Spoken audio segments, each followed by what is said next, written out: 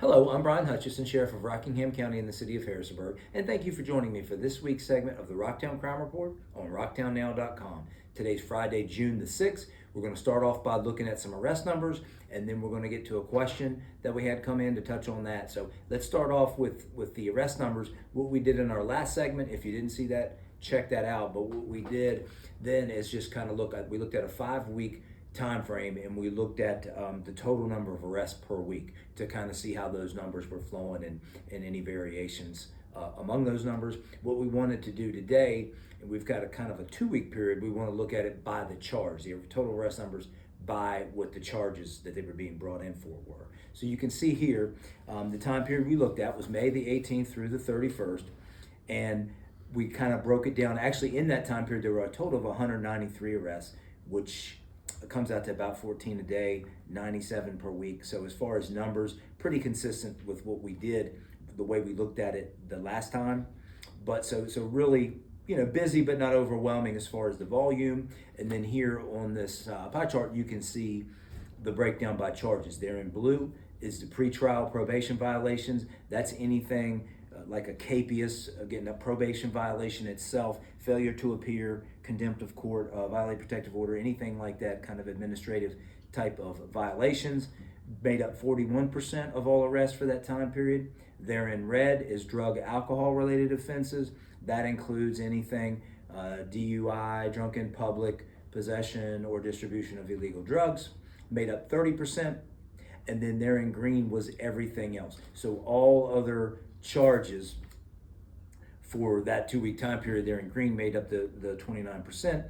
And so what kind of is notable about that when you combine the red part of the chart and the blue, made up 71% of all arrests for that 2-week period either fell into that category of pretrial probation violations type things or drug alcohol violations types of things. So overwhelmingly, almost 3/4 of all arrests in some way fell into those two categories. So pretty overwhelming. I think when you think about it, it's amazing that it's that predominant for those two. And so when we were thinking about that, we thought, well, let's go back because we have done this back in the past, and we wanted to see, well, what was maybe one of the last times we did it last year. You see on this next graphic we'll put on the screen for you, this is one we did back last September, also for about a 2-week time frame there, again, last fall, and you can see the remarkable consistency. 38% was pretrial probation, 34% drug alcohol, and then 28 was everything else. And again, so if you add up the red and blue, 72%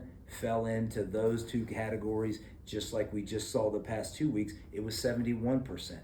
So really quite remarkable consistency over that time period from last fall to now. What we're seeing of pretty much 3/4 of those arrests in some way fall into those red and the blue categories. So kind of an interesting, I guess, tidbit about it. And again, the consistency that's to show that it's holding up over time. You see, well, what's in Rocktown, what is going on, what are people getting arrested for? Well, that's what it has been, and that's what it continues to be. So that's a quick look at that, and we'll keep monitoring that as we go forward. We wanted to start off with that. Next up, we're going to talk about a question that we had come in, and I want to touch on that real quick. And that question we have for today is, how long is the police academy? And so it's a good time. The timing on that question is good because we have an academy class. The sessions, the academy has different sessions that start at different times throughout the year. Well, they're starting new sessions, the basic jail officer training session, as well as the basic law enforcement training sessions. They'll both start in right about a month from now, July the 7th. Both of those training sessions will begin, and that's down at the Central Shenandoah Training Academy in Weir's Cave. We're members there, as well as a lot, 50 or 60 agencies throughout this entire region are members of that training academy and kind of collaborate in training our officers and deputies down there. So it's a great academy, and they're getting ready to start a new session, which we'll have 3 or 4 in each of those classes. The basic jail school will go about 9 weeks. It'll start here on July 7th and go through September the 5th. And then the basic law enforcement session is about 22 weeks. That starts also July the 7th, and it'll go through December the 2nd. And what that does, again, they get certified through DCJS, Department of Criminal Justice Services, for all the different classes. And they have classes along the lines of anything. I mean, a lot of anything from first aid, a lot of legal law, criminal law, procedural law, courtroom procedures, things like that, crisis intervention training, officer survival, de-escalation, report writing, all kinds of different classes and training they'll go through down at the academy to become a certified officer, either in the jail or in the patrol side of things. And that usually will culminate once they graduate from the academy. They'll finish their field training here, and they're a fully certified, state certified with that specialty, whether it's in the jail or patrol. So good question there. That's touching on a lot in a little bit of time, but that's pretty much how the academy works. They work 40-hour a week. They're paid here. They're still working for us, but they're attending their classes right down there by Blue Ridge Community College in Weir's Cave. And it's a great thing. It's worked out well for us. So thank you for that question. If you have any questions at all relating to anything, we love to have the questions come in. Send them into the news at rocktownnow.com, and we'll definitely try to get to those next time here soon. What we're also going to do for this month, we're kind of missing a week. We usually do every other week, but with things going on, we're going to kind of, for the month of June, we're hitting this first Friday, and then we're going to hit the last Friday that we'll have our next segment. And for the next segment, we already got some material we're working on that we have for that segment, kind of looking at, might be a few